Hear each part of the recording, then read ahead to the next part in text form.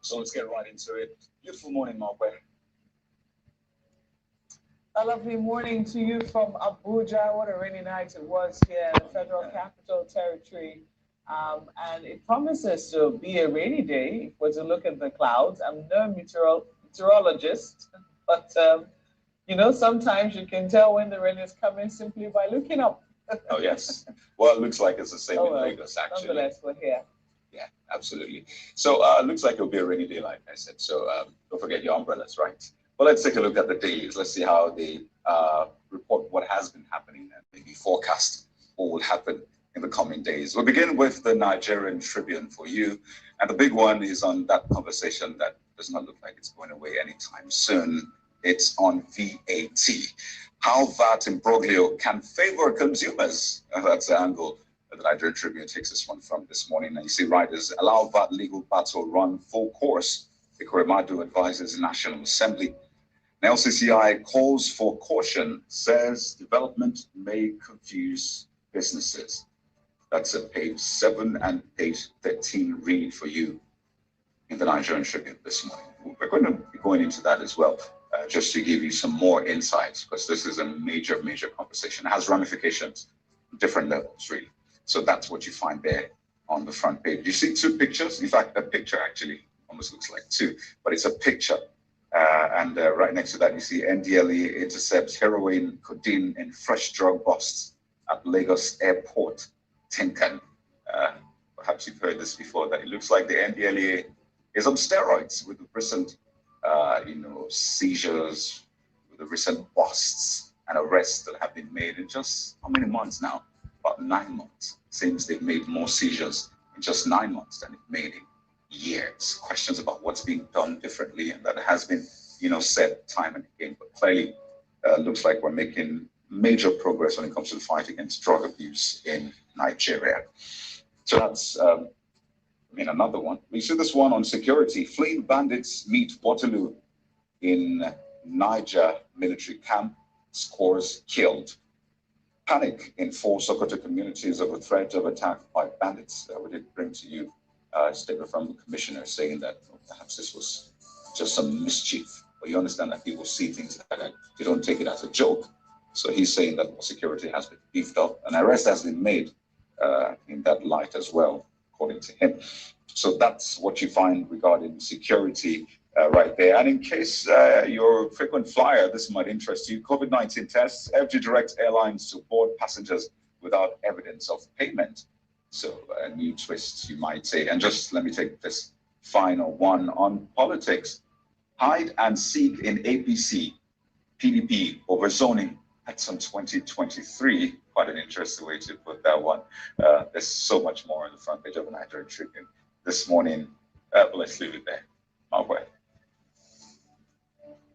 Well, New Telegraph has this one. VAT stamp duty. Financial experts, OPS, seek urgent resolution.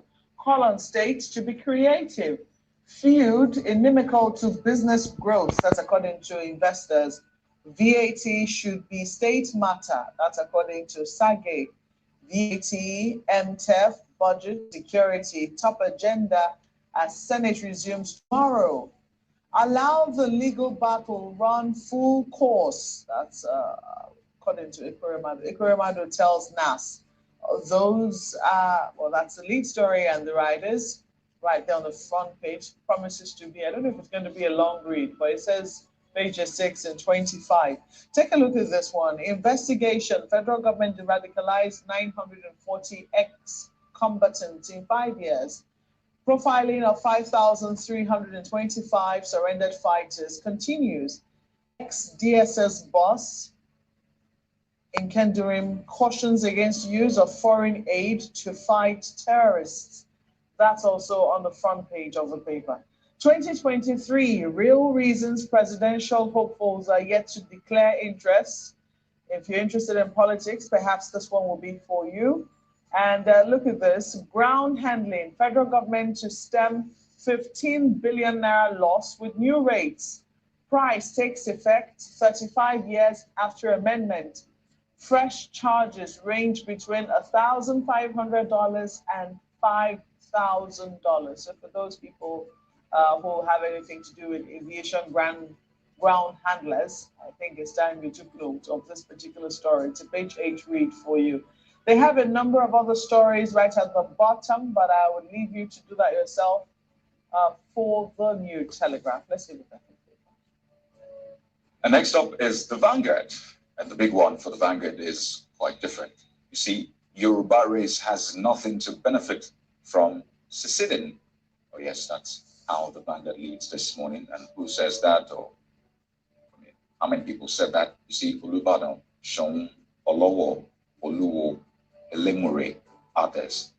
So you see, that's the direction for the traditional leaders this morning. Tasks youths to desist from acts capable of disintegrating Nigeria. So that's the unifying stance, you might say, or united stance, I should say. It's a page 10 read for you. And under that, some figures. This might interest you. Actually, economic recovery. Banks' earnings rise to 2.5 trillion naira. Profit up by 5.1% to 573 billion naira. You know, that 5% reminds me of Nigeria's GDP growth, right? 5.0%. So it's quite interesting. I mean, this period of post-COVID-19 recovery and the rest, so the banks are doing quite well, you might say. But the writers, tier one banks drag down earnings growth rate, performance below expectations. That's OPEX to rise further. That's according to analysts. So clearly, the plan was able to do way more than this. And well, you could see some pictorials showing just how that played out. On top of the nameplates, this one is on a sit-at-home order. Obiano, Uzodima urge Anambra Imo people to ignore order. So just in case you were planning to sit at home, well, the governors have said no to that sit at home. So let's hear from you, really, if you're in those parts of the country. And this one extends Zamfara Telecom's shutdown to nearby states. There's been a lot of debate over that particular one. Or Sarah also speaking strongly against that. And you just wonder, there will always be those, what they call collateral damage. Because, I mean, shutting down telecoms means that some people that need it for legit use clearly don't have access to that one. So, is this a case of what Olu said, that to have omelets, you have to break some eggs? Well, it's a page 5 read of the Vanguard this morning. There's Mr. and Mrs. for you, in case that's your thing. It's quite funny this morning. Let me see if I can just run through Mr. and Mrs. I mean, for the culture, it's been a while. So you see Mr. telling Mrs., hey, stop shouting Papa Maria, like the bushwoman.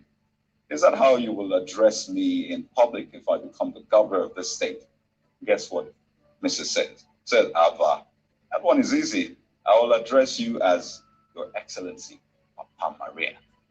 So, case solved, right? That's a Vanguard for you this morning. Okay. Very interesting to know what their excellencies call their excellency husbands, you know, whether in private or in public. But